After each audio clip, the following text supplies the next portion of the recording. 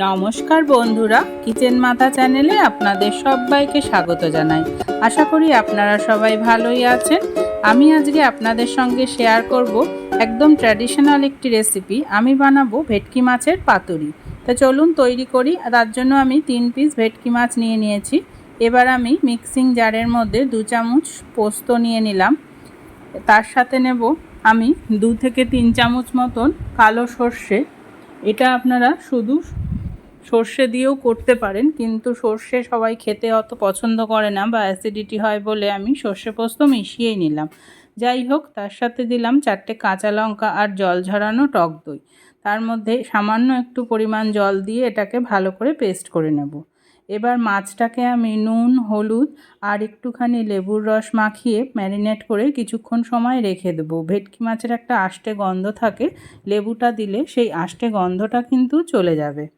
দেখুন, এইভাবে মাখিয়ে ঢাকা দিয়ে আমি বেশ কিছুক্ষণ রেখে দেব। তারপরে আসছি ফিরে। আমার মাখানোটা হয়ে গেছে। এবার দেখুন, বেশ কিছুক্ষণ পর প্রায় 15-20 মিনিট রেখে দিয়েছিলাম। তারপরে আমি এই যে মশলাটা বানিয়েছিলাম সেই মশলাটা এর মধ্যে দিয়ে দিলাম।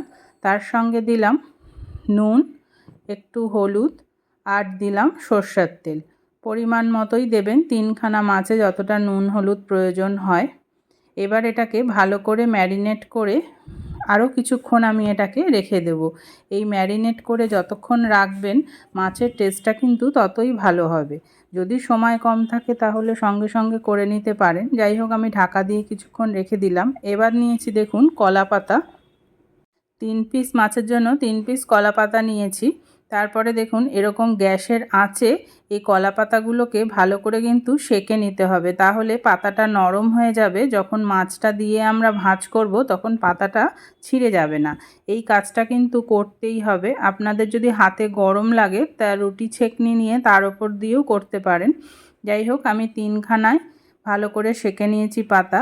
এইবার এইভাবে ম্যারিনেট করা মাছটা ভালো করে পাতার মধ্যে দিয়ে তার মধ্যে এরকম উপরে নিচে ভালো করে মশলাটা মাখিয়ে নিতে হবে। মাখিয়ে নিয়ে এবার এর মধ্যে আমি দিলাম একটুখানি সর্ষের তেল আর একটা গোটা কাঁচা লঙ্কা। এই দিয়ে এটাকে ভালো করে কিন্তু মুড়ে নেব। এইভাবে ভালো করে মুড়ে নিতে হবে। মুড়ে নেওয়ার সময় যেহেতু আগুনে সেঁকে নিয়েছি, দেখুন পাতাগুলো কিন্তু ছিঁড়ে যাবে না। এবার আমি একটা টুথপিক দিয়ে এটাকে আটকে দিচ্ছি। আপনারা চাইলে সুতো দিয়ে বাঁধতে পারেন, কিন্তু খাওয়ার সময় সুতোটা আবার কাটতে হয়, সেই জন্য টুথপিক দিলে খুলতে কিন্তু সুবিধা হয়। দেখুন, আমি আর একটা মাছও এভাবে মুড়িয়ে নিচ্ছি। এইভাবে 3টে মাছই আমি আস্তে আস্তে মুড়িয়ে নেব। মাছটা আমার একটু বড় বলে আমি দুদিকে 2টো টুথপিক দিচ্ছি।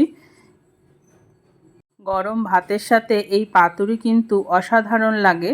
এটা আপনারা ইলিশ মাছ বা ভোলা মাছ দিয়েও করতে পারেন।